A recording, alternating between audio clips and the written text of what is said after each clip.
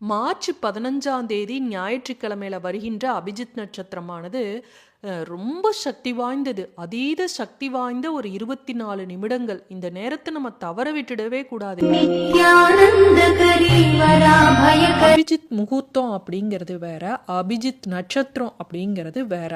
அபிஜித் முகூர்த்தம் அப்படிங்கிறது தினமுமே வரும். அபிஜித் நட்சத்திரம், இப்போ நான் சொல்ல போகிற அந்த அபிஜித் நட்சத்திர நாள் அப்படிங்கிறது எப்பயாவது மாதத்தில் ஒரு நாள் 2 நாள் வரும். ஆனால் இந்த நட்சத்திரமானது மிக அரிதாக இந்த மாதிரி ஒரு நாளில் வருது.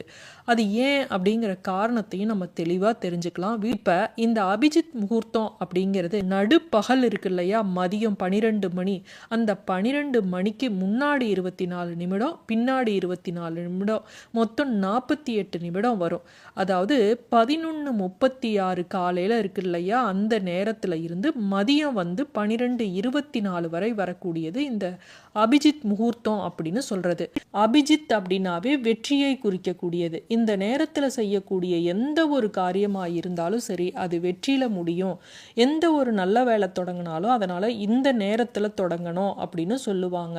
இந்த அபிஜித் முகூர்த்தம் பார்த்தீங்கன்னா சுக்லபட்சத்தோட சில யோகங்களோட சேர்ந்து வரக்கூடிய நாளில் அது விலை மதிப்பற்றதாகவும் அற்புதமானதாகவும் மாறுமா.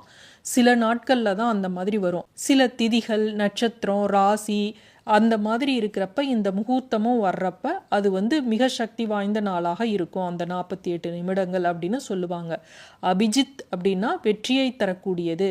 அபிஜித் முகூர்த்தம் அப்படின்னா முழு வெற்றி அடையக்கூடிய ஒரு சூழ்நிலையை உருவாக்கும் அப்படின்னு சொல்லுவாங்க. அதனால் இந்த மங்களகரமான நாளில் நம்ம ஏதாவது ஒரு முயற்சி புதுசாக செய்கிறோம் அப்படின்னா, அதை செஞ்சோம் அப்படின்னா அது வெற்றியை தரும் அப்படின்னு சொல்லுவாங்க. சில முகூர்த்தங்களை நம்ம அதை தவற விட்டுடவே கூடாது.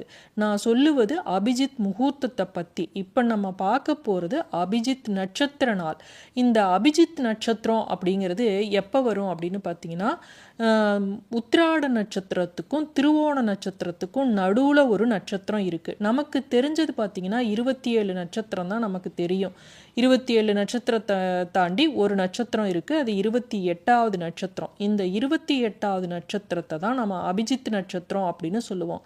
இந்த அபிஜித் நட்சத்திரம் உத்திராடத்துக்கும் திருவோண நட்சத்திரத்துக்கும் நடுவில் இருக்கக்கூடிய நட்சத்திரம். இதை கிருஷ்ண பகவான் தன்னுடைய மயில் இறகளை மறைத்து வைத்ததாக ஒரு புராண வரலாறு இருக்கு.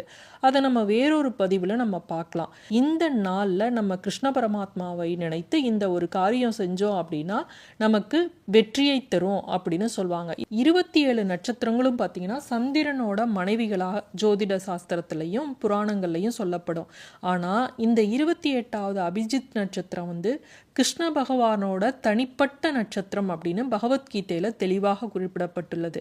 இந்த 28வது நட்சத்திரத்தை இது பிரம்மாவால் ஆளப்படுகிறது. அப்போ அபிஜித் நட்சத்திரத்தை தவறாக பயன்படுத்திடுவாங்க அப்படிங்கிறதுக்காக கலியுகத்தில் மக்கள் தவறாக பயன்படுத்திடுவாங்கன்னா கிருஷ்ண பகவான் தன்னுடைய மயிலிறகளை ஒளிச்சு வச்சதாக சாஸ்திரம் சொல்லுது. இந்த நேரத்தில் நம்ம எந்த ஒரு காரியத்தை செஞ்சாலும் அது வெற்றியில முடியும் அப்படிம்பாங்க. அதனால நீங்க புதுசா ஏதாவது ஒரு செயல் செஞ்சீங்கனாலும் இந்த நாட்கள்ல நம்ம தொடங்கலாம். இந்த மாசம் வந்திருக்க அபிஜித் நட்சத்திரமானது மார்ச் 15ஆம் தேதி ஞாயிற்றுக்கிழமையில வந்திருக்கு.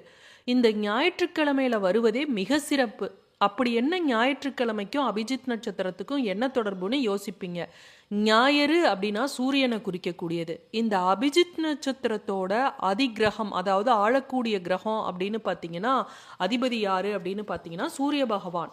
இந்த சூரிய பகவானுக்குரிய கிழமை ஞாயிற்றுக்கிழமை. அப்போ அதனுடைய அந்த அபிஜித் நட்சத்திரத்தோட ஆளக்கூடிய கிரகம் இருக்கக்கூடிய நாள்லையே வந்திருக்கிறது எவ்வளவு சிறப்பு வாய்ந்த ஒரு நட்சத்திரமாக இன்றைய தினம் இருக்குது. அது மட்டும் இல்லை, இந்த அபிஜித் நட்சத்திரத்தோட அதிதேவதை அப்படின்னு பார்த்தீங்கன்னா பிரம்மாவும் விஷ்ணுவும். இது பிரம்மாவால் ஆளப்படுகிறது. விஷ்ணுவோட தலையில், அதாவது கிருஷ்ண பரமாத்மாவோட தலையில் இந்த நட்சத்திரம் மறைத்து வைக்கப்பட்டு இருக்கிறது அப்படின்னு நம்ம இப்போ பார்த்தோம். இப்படி இருக்கும்போது இந்த அதிதேவதைகளான பிரம்மாவுக்கும் விஷ்ணுவுக்கும் உரிய நாளாக இன்றைய தினம் இருக்கு. ஏன்னா பிரம்ம முகூர்த்தத்தில் வந்திருக்கு. பிரம்ம முகூர்த்தங்கிறது பிரம்மாவுக்குரிய அந்த நேரம். இப்போ விஷ்ணுவுக்கு உகந்த திதியான ஏகாதசி திதி.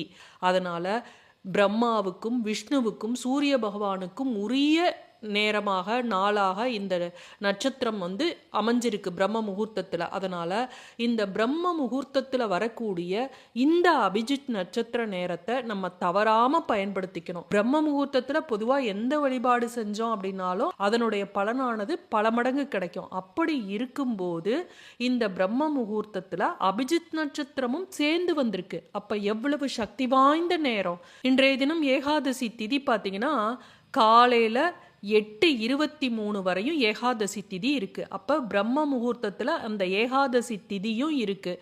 திருவோண நட்சத்திரம் எப்போ ஆரம்பிக்குது அப்படின்னு பார்த்தீங்கன்னா அதிகாலை 3:59க்கு மேலே திருவோண நட்சத்திரமும் ஆரம்பிச்சிருது. அடுத்த நாள் 16ஆம் தேதி திங்கட்கிழமை காலையில் அதிகாலையில் 5:13 வரையும் திருவோண நட்சத்திரம் இருக்குது. அப்போ அந்த அதிகாலையில் பிரம்ம முகூர்த்த நேரமும் இருக்குது, ஏகாதசி திதியும் அந்த நேரத்தில் இருக்குது, அந்த விடியற்காலை பொழுதுல திருவோண நட்சத்திரமும் இருக்குது. அப்போ மிக சக்தி வாய்ந்த ஒரு நேரம். அதுவும் இன்றைய தினம் வந்து பங்குனி 1 தமிழ் மாசப்பிறப்பு அன்று பிரம்ம முகூர்த்தத்தில் நம்ம செய்யக்கூடிய வழிபாடுக்கும் பரிகாரத்துக்கும் சக்தி அதிகம். இந்த அபிஜித் நட்சத்திர நேரமானது அதிகாலை 3:47 இருந்து 4:11 வரையும் இருக்கக்கூடிய நேரம். நான் ஏற்கனவே அபிஜித் நட்சத்திர நேரத்தில் சிம்பிளாக பரிகாரம் எப்படி செய்கிறது எளிய முறையிலன்னு நான் சொல்லியிருக்கேன். அதை செய்ய முடிகிறவங்க அதை செய்யுங்க. நான் வந்து முறைப்படி அபிஜித் நட்சத்திர நேரத்தில் விளக்கேற்றி நெய் விளக்கேற்றி வைத்து செய்கிறேன் அப்படிங்கிறவங்க இந்த பரிகாரத்தை செய்யுங்க. இதுக்கு நான் ஏற்கனவே சொன்ன மாதிரி குளிச்சுட்டு தான் செய்யணுங்கிற அவசியம் கிடையாது. நீங்கள் சுத்தமாக இருக்கீங்க, கை கால் கழுவி முகம் கழுவி பல் துலக்கி அதை மட்டும் செஞ்சால் போதும். ஆனால் தீட்டு காலமாக இருந்தால் நீங்கள் குளிச்சுட்டு தான் செய்யணும். இது ஆண் பெண் வீட்டில் உள்ள யார் வேண்டுமானாலும் செய்யலாம். இந்த அபிஜித் நட்சத்திரத்தில் நம்ம என்ன பண்ணணும் அப்படின்னா நம்மளுடைய வேண்டுகோளை முதல்ல சொல்லிட்டு ஒரு மண் அகல் விளக்கு எடுத்துக்குங்க. அதில் நெய் தீபம் ஏற்றிருங்க. அந்த தீபத்துக்கு முன்னாடி உட்காந்து நீங்கள் உங்களுடைய கோரிக்கையை சொல்லணும். ஆனால் உங்களுக்கு பல கோரிக்கை இருக்கலாம், பல இதெல்லாம் நீங்கள் சொல்லக்கூடாது. ஒரே ஒரு கோரிக்கையை தான் வைக்கணும். இந்த நெய் அகல் விளக்கில் மகாலட்சுமிக்கு பிரியமான பச்சைக்கற்பூரம் இருக்கு இல்லையா, அந்த பச்சைக்கற்பூரை பவுட்ரு பண்ணி அதில் கொஞ்சோண்டு அந்த நெய்யில் போட்டுடுங்க. இது மாதிரி செய்கிறப்ப லக்ஷ்மி கடாட்சம் ஏற்படும். அது மட்டும் இல்லை, நான் சொல்லக்கூடியதை நீங்கள் சொன்னீங்க அப்படின்னா கண்டிப்பாக உங்களுடைய வேண்டுகோளானது பலிக்கும். இப்போ இந்த நெய் விளக்கை ஏற்றி வச்சுட்டு இந்த அபிஜித் நட்சத்திர ஸ்துதியை நீங்கள் சொல்லணும். ஆகமாந்து தீர அபஜிதாம்பர நட்சத்திரானாம் நாததீய ஜோதினாம் நல கங்காதர பவதாரண சிவச்சிய விஷ்ணுமேதீனாம் பவதா பலம் சுத பரிபாலாய சரணாகத பாகிமாம் அப்படிங்கிற இந்த மந்திரத்தை நீங்கள் 27 முறை சொல்லி உங்களுடைய வழிபாட்டை நிறைவு செய்யணும். தொடர்ந்து அபிஜித் நட்சத்திர நாளை நான் சொல்கிறேன், அந்த நட்சத்திர நாளை தவற விடாமல் நீங்கள் இதை பயன்படுத்திக்கிங்க. மீண்டும் அடுத்த காணொளியில் சந்திக்கும் வரை நன்றி, வணக்கம்.